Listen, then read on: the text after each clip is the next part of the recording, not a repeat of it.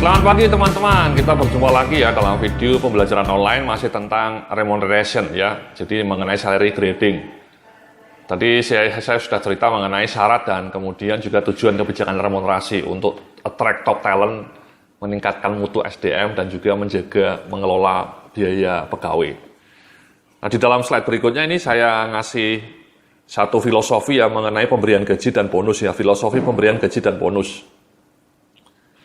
Jadi ada dua tipe filosofi mas, yang pertama disebut entitlement, yang kedua performance ya. Jadi kalau entitlement itu mungkin ya ini mas ya, berdasarkan senioritas ya urut kacang. Kalau performance ya berdasarkan, tidak berdasarkan lama kerja, tapi berdasarkan prestasi ya, bukan senioritas. Yang kedua kenaikan gaji dilakukan pada semua pegawai. Ya. Kalau performance ya, kalau kinerjanya buruk ya tidak ada kenaikan gaji. Bisa zero kenaikannya kalau KPI-nya atau performance appraisal-nya buruk. Kemudian yang entitlement ketiga ini ada garansi kenaikan peringkat dalam kurun waktu tertentu ya. Ini mirip PNS ya. Dalam 4 tahun dijamin Anda naik pangkat gitu ya. Itu juga kurang pas. Kalau 4 tahunnya nggak ada prestasi ya buruk juga. Nah kalau ini performance ini struktur gaji berdasarkan pasar ya. Kemudian perbandingan dengan industri sejenis, kalau ini industri lain. Yang entitlement ini Santa Claus bonus dibandingkan dengan bonus dikaitkan dengan kinerja. Santa Claus bonus itu maksudnya bonus yang tadi sama rata sama rasa gitu ya. Semua orang dapat bonus yang sama, entah kinerjanya istimewa ataupun brekele gitu ya, abal-abal ya. Jadi kalau Anda lihat ini ya, lebih baik kita fokus pada performance mas ya. Jadi lebih fair, istilahnya itu meritokrasi. Berdasarkan kinerja, bukan berdasarkan senioritas, ya dijamin kenaikan pangkatnya itu buruk itu, ya. Membuat kinerja orang tidak terdorong, ya.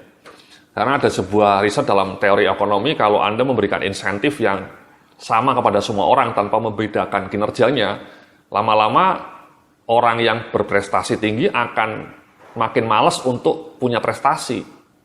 Ngapain saya kerja keras karena gajinya toh sama dengan yang tidak berprestasi. Sehingga kinerja Anda in the long run akan makin turun. Ya, jadi yang bagus-bagus tadi akan meniru yang jelek-jelek tadi. Ya. Sehingga in the long run kinerja organisasi Anda tidak efisien, tidak efektif, dan penuh birokrasi dan bisa akhirnya kolaps gitu ya. Bangkrut. Nah di bagian berikut ini saya cerita mengenai, bisa Anda lihat ya di slide berikutnya ya, faktor-faktor yang mempengaruhi standar gaji ya. Bisa Anda lihat itu, mari coba kita simak bersama. Yang pertama ketetapan pemerintah ya. Jadi dalam hal ini banyak perusahaan berpegang pada ketentuan UMK ya, sebagai pegangan untuk menetapkan tingkat upah patokan bagi perusahaannya. Tentu saja ini hanya berlaku untuk jabatan pelaksana tingkat rendah ya, operator buruh. Kalau karyawannya di kantor mungkin lebih tinggi sedikit ya. Yang kedua, faktor-faktor yang mempengaruhi gaji ya tingkat gaji di pasaran. Dalam hal ini perusahaan akan mengacu pada besarnya gaji yang dibayar oleh perusahaan-perusahaan lain, terutama yang beroperasi pada industri atau sektor yang sama. Perusahaan bisa memutuskan untuk menyamai harga pasar atau melebihinya sedikit tergantung pada strategi dan kemampuan. Tingkat upah yang berlaku di pasaran diperoleh melalui kegiatan benchmarking atau survei imbalan atau survei gaji. Jadi ini mas ya, dua faktor pertama yang memengaruhi standar gaji ya, ketetapan pemerintah, tadi saya sudah cerita mengenai UMK, dan yang kedua tadi, tingkat gaji di pasaran ya, tadi saya sudah cerita juga salary survei. Anda bisa melakukan salary survei ya, Anda itu di atas rata-rata industri atau di bawah rata-rata industri ya. Jadi sekali lagi tadi, kalau saya bilang kalau fresh graduate, kalau Indonesia itu sekitar kisarannya antara 3-4 juta ya. Gaji untuk fresh graduate untuk perusahaan yang rata-rata. Kalau perusahaannya lumayan bagus ya 5 jutaan. Perusahaannya hebat lagi kayak Unilever tadi, kayak Bank Indonesia, ya uangnya banyak, Bank Indonesia itu yang mencetak uang gitu ya. Fresh graduate aja sudah 7-8 juta ya. Untuk fresh graduate mas ya, baru lulus belum punya pengalaman gajinya sudah segitu, itu luar biasa. Dulu saya waktu kerja pertama kali di tahun 96 itu gaji saya cuma 1,3 juta mungkin itu. Saya dulu pernah kerja mas di Indofood, ya, jadi manajemen trainee. 2 juta atau 1,5 juta, saya lupa ya. Tapi setelah lulus manajemen trainee langsung 3 juta kalau tidak salah. Ya. Nah, saya nggak tahu ya gaji Anda sekarang berapa gitu ya. Jadi itu Mas ya, tingkat gaji di pasaran dilihat gitu ya. Nah kemudian faktor yang mengaruhi standar gaji yang berikutnya ada 2 nih di slide berikutnya bisa Anda lihat. Yang pertama kemampuan perusahaan ya. Kemampuan perusahaan ini adalah company's ability to pay ya. Dalam hal ini yang menjadi acuan utama adalah kemampuan finansial perusahaan untuk membayar. Perusahaan mungkin ingin membayar gaji seperti yang dibayar perusahaan lain, tapi pada saat itu kondisi perusahaan belum memungkinkan ya, kemampuan perusahaan. Yang berikutnya kemauan perusahaan. Dalam hal ini perusahaan tidak memedulikan harga pasar ataupun faktor-faktor lain, tapi hanya berpegang pada apa yang menurut mereka wajar. Jadi 2 hal ini Pak ya, kemampuan yang pertama tadi ya, kalau perusahaan Anda profitnya miliaran ya mungkin lebih tinggi ya, atau omsetnya miliaran, ratusan miliar atau triliunan, mungkin gajinya bisa lebih tinggi ya. Kayak perusahaan-perusahaan minyak, perusahaan minyak itu kan untungnya gede Mas ya, triliunan, sehingga gajinya tinggi. Misalnya fresh graduate di Chevron itu perusahaan minyak besar di Riau ya, pusatnya di Amerika, itu fresh graduate-nya bisa sampai 10 juta. Ya, fresh graduate untuk engineering misalnya, mechanical engineering, lulus S1 teknik mesin, kerja di Chevron. Langsung gaji pertama sebagai seorang sarjana baru lulus itu 10 juta. Ya, itu luar biasa. Kenapa? Karena Chevron perusahaan minyak raksasa, sehingga gajinya sangat tinggi. Kalau perusahaannya misalnya PT Rindu Order gitu misalnya, PT Rindu Order gitu ya, mungkin kecil ya, mungkin gaji fresh graduate-nya paling bahkan cuma 2 juta ya, di bawah UMK. Ini kemampuan Mas, tapi yang kedua tadi kemauan perusahaan. Kemauan tuh ownernya lah, ownernya baik hati atau pelit gitu ya.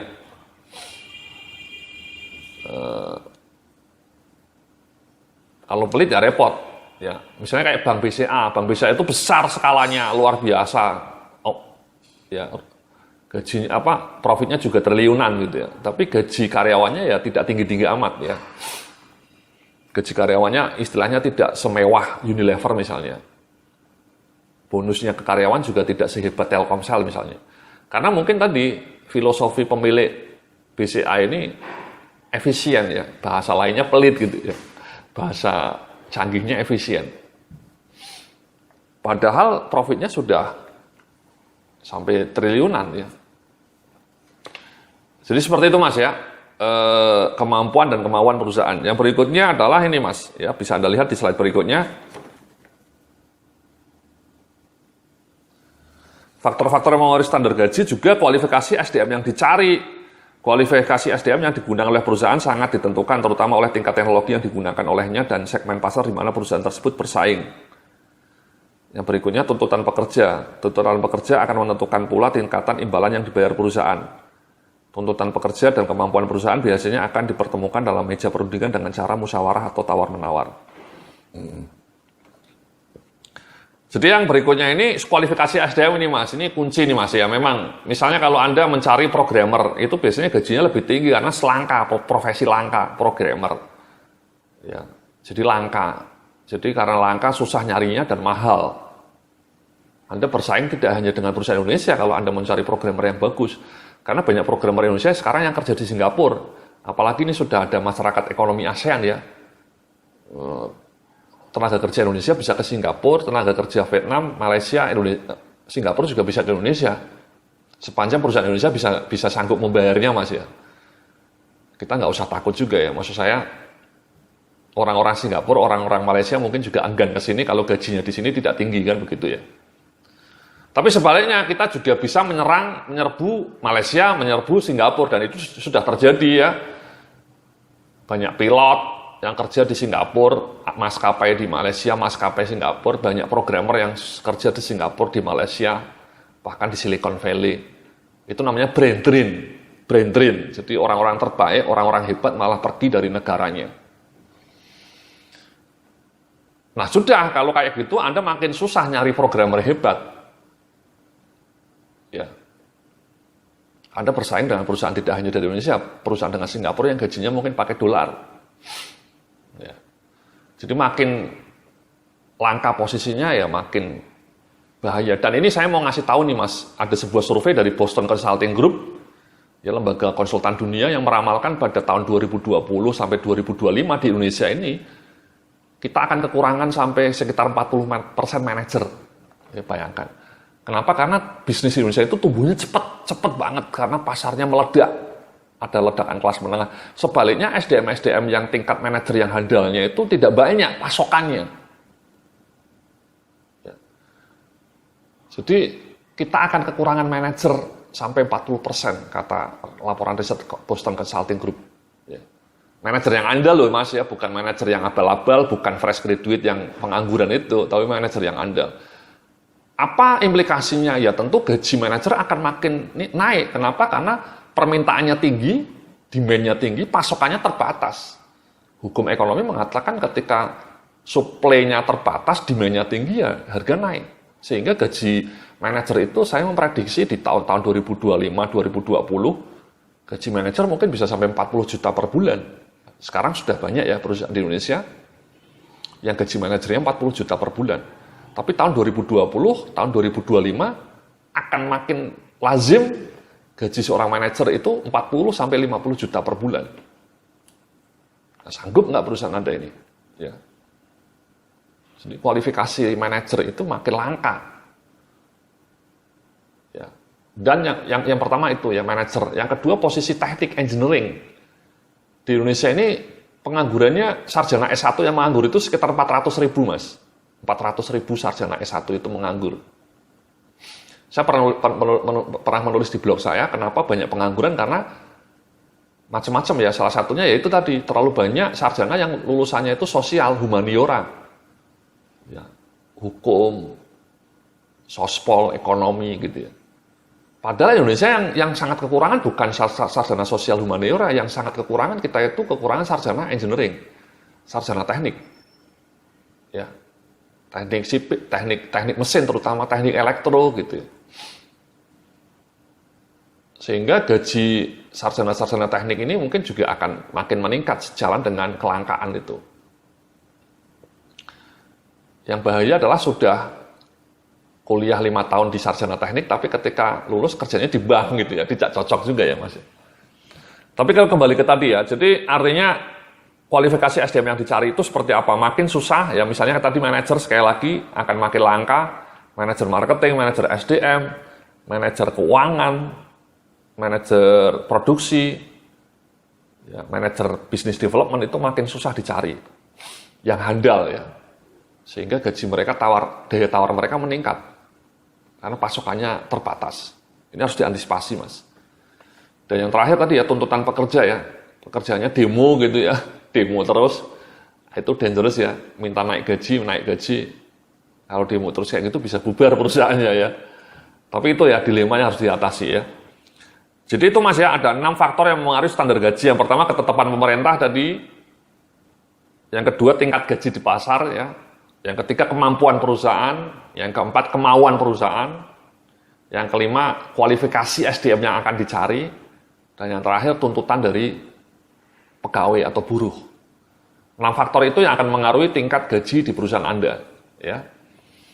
Nah nanti kita akan lanjutkan dalam video berikutnya mengenai berbagai hal yang mengaruhi kenaikan gaji. Ya. Terima kasih, sampai jumpa dalam video berikutnya.